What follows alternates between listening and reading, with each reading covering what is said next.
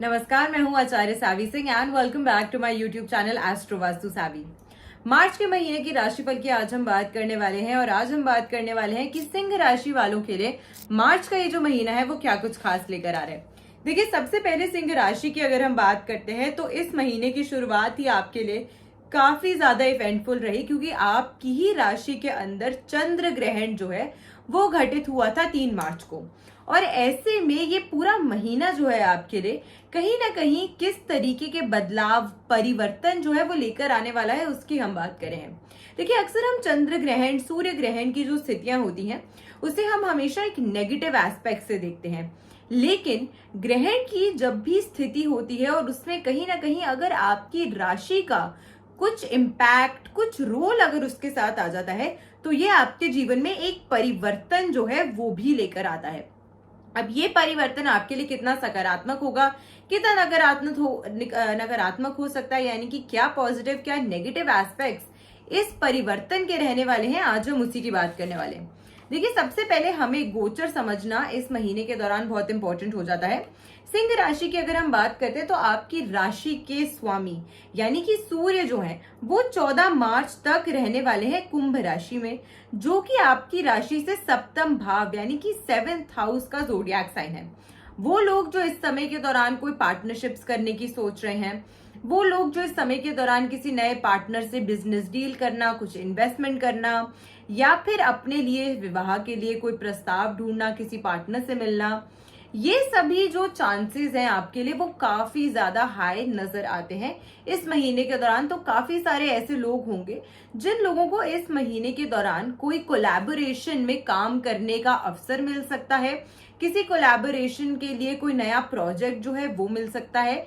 या फिर अपनी पर्सनल लाइफ में भी आपकी रिलेशनशिप्स जो है उसमें आप थोड़ा सा परिवर्तन एंड बदलाव जो है वो देख सकते हैं। अब वो लोग जो मैरिड नहीं है उनके लिए मैरिज के प्रस्ताव आ सकते हैं, लेकिन जो लोग ऑलरेडी मैरिड हैं, जो ऑलरेडी विवाहित हैं, उनके लिए यहाँ पर क्योंकि केतु की जो दृष्टि है वो आपके सप्तम भाव पे पड़ती है और यहाँ पर सूर्य राहु की युति भी हो रही है मंगल के साथ,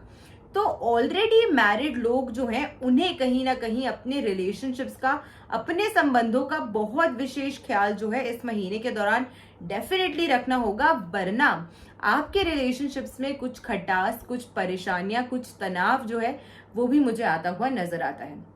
दूसरी चीज, राहु मंगल का अंगारक योग बनना सप्तम भाव में, पार्टनरशिप के भाव में। अब यहाँ पर आपको काम करने की नई अपॉर्चुनिटीज बहुत सारी मिलेंगी, लेकिन अपने लिए सही अपॉर्चुनिटी का चयन करना और अपने पैसे गलती से भी व्यर्थ में वेस्ट ना करना, ये आपके लिए बहुत बहुत इंपॉर्टेंट रहने वाला है, क्योंकि आपके सेकंड हाउस धन भाव का लॉर्ड जो है बुध, वो इस समय के दौरान वक्रीय मूवमेंट में रहने वाला है 20 मार्च तक। तो 20 मार्च तक जब धन के स्वामी आपके लिए जो प्लैनेट है बुध, वो वक्रीय चाल चलेंगे, वो रेट्रो मूवमेंट करेंगे और आपकी राशि के लिए दोनों धन भाव यानी कि second house and 11th house, आपकी राशि से द्वितीय और एकादश भाव के जो स्वामी ग्रह बनते हैं वो बुध है, जो कि इस समय रेट्रो चल रहे हैं। तो यहाँ पर आपको अपने पैसे की इन्वेस्टमेंट्स को लेकर बहुत ज्यादा कॉशियस रहने वाला होगा। करियर की अगर हम बात करते हैं तो करियर में आपको कुछ हाई पॉइंट्स जो है वो इस महीने के अंतर्गत जरूर देखने को मिल सकते हैं, क्योंकि राहु की इन्फ्लुएंस आपके लिए कहीं ना कहीं, और एयर साइन में राहु की जो इन्फ्लुएंस होती है वो फास्ट मूवमेंट को दर्शाती है। तो आपके बिजनेस के क्षेत्र में खास करके आप देखेंगे कि बड़े परिवर्तन जो है वो आ रहे हैं। साथ में सिंह राशि वालों के लिए दशम भाव यानी कि प्रोफेशन के भाव का लॉर्ड वीनस जो है वो इस समय के दौरान एग्जॉल्टेड भी है, उच्च का भी है, शनि के साथ प्लेस्ड है। पराक्रम यानी कि मेहनत का जो प्लैनेट माना गया है शनि, उसके साथ प्लेस्ड है। तो ऐसे में ये कॉम्बिनेशन जो है वो आपको आउट ऑफ द वे जाकर अपने बिजनेस को और बूस्ट करना, उसके लिए नई नई लोगों से मिलना, नेटवर्किंग करना, कुछ कनेक्शंस बनाना, उसके लिए ये जो समय है वो काफी इंपॉर्टेंट और काफी महत्वपूर्ण जो है वो डेफिनेटली रहने वाला है।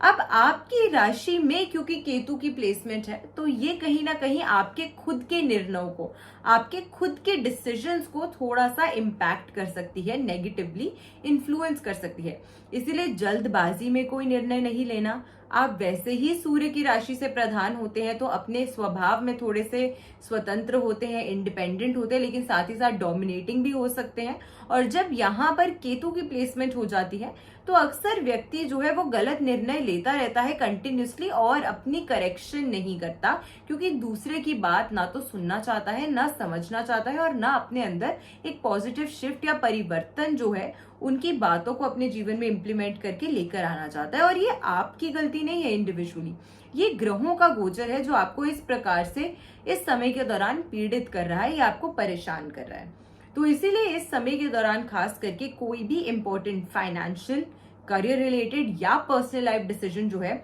वो आपको नहीं लेना है एटलीस्ट 11 मार्च तक, जब तक गुरु मार्गी नहीं होते हैं, और 20 मार्च तक जब तक बुध जो है वो वक्रीय चल रहे हैं। तो ऑलमोस्ट अगर हम 20 मार्च तक आपके लिए समय बताएं तो थोड़ा सा कॉशियस रहने वाला समय जो है वो आपके लिए रहने वाला है, खास करके क्योंकि आपकी राशि में ही चंद्र ग्रहण की स्थिति बनी थी। और कहा जाता है कि चंद्र ग्रहण से 45 दिनों तक, यानी कि 45 डेज तक का जो स्पैन होता है, उस समय आपकी वैसे भी overall emotional mental well being जो होती है वो थोड़ी सी नेगेटिवली इम्पैक्टेड और इन्फ्लुएंस्ड होती है। इसी वजह से खास करके जो लोग सिंह राशि से प्रभावित हैं उन्हें इस समय के दौरान कोई भी मेजर डिसीजंस जो है वो नहीं लेने चाहिए, खास करके जहां पे आपको लगता है कि इस डिसीजन का मेरे जीवन पर, मेरी फाइनेंशियल स्टेटस पर, मेरी अपनी पर्सनल लाइफ पर एक गहरा इम्पैक्ट जो है वो पड़ सकता है। तो इस चीज का विशेष करके आपको इस महीने के अंतर्गत जरूर ख्याल रखना है। अब अगर कुछ रेमेडीज की हम बात करते हैं जो आपकी राशि वालों को इस महीने के दौरान करनी चाहिए ताकि आपके रिलेशनशिप्स, आपके करियर्स, आपके फाइनेंस जो है वो स्टेबल हों और अच्छे हों। साथ के साथ क्योंकि आप लोग थोड़ा सा मेंटली डिस्टर्ब रहने वाले हैं केतु की प्लेसमेंट की वजह से, तो ये भी पॉसिबल है कि इसका कुछ नेगेटिव इम्पैक्ट जो है वो आपकी हेल्थ पर भी आए, क्योंकि आपके स्वास्थ्य की अगर हम बात करते हैं तो आपकी राशि से अष्टम भाव, जो कि आयु का, लॉन्जिविटी का भाव माना गया है, लेकिन सडन बदलाव का भाव भी माना गया है, वहां पर शनि और शुक्र की युति हो रही है। और इस भाव में शनि शुक्र की युति जो है वो बहुत ज्यादा अच्छी और पॉजिटिव जो है वो कंसिडर नहीं करी जाती है।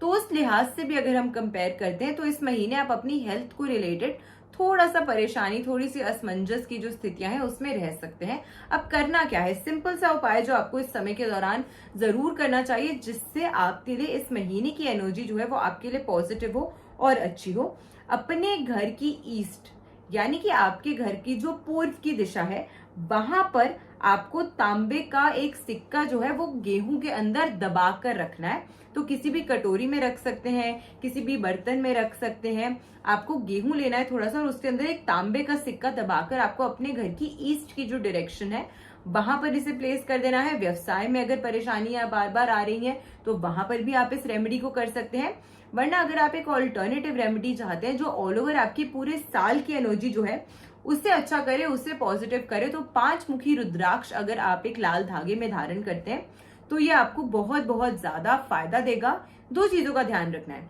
एक रुद्राक्ष अभिमंत्रित हो आपके लिए और दूसरा रुद्राक्ष ऑथेंटिक हो। ये दोनों चीजें अगर हैं तो आप इस रुद्राक्ष को सोमवार के दिन जरूर धारण कर सकते हैं। शुक्ल पक्ष में धारण कीजिए ताकि ज्यादा से ज्यादा बेनिफिट जो है वो आपको मिल सके। तो मैं आशा करती हूँ कि आज की जो वीडियो है वो आप सभी को पसंद आई होगी। वीडियो अगर अच्छी लगी हो तो ज्यादा से ज्यादा लोगों तक वीडियो को शेयर जरूर कीजिएगा। चैनल पे नए हैं तो चैनल को सब्सक्राइब करना बिल्कुल मत भूलिएगा। अपना प्यार मुझ तक यूं ही पहुंचाते रहिएगा। तब तक अपना ख्याल रखिए, अपनों का ख्याल रखिए। जल्दी मिलेंगे फिर से एक और अच्छी वीडियो के साथ। तब तक के लिए नमस्कार।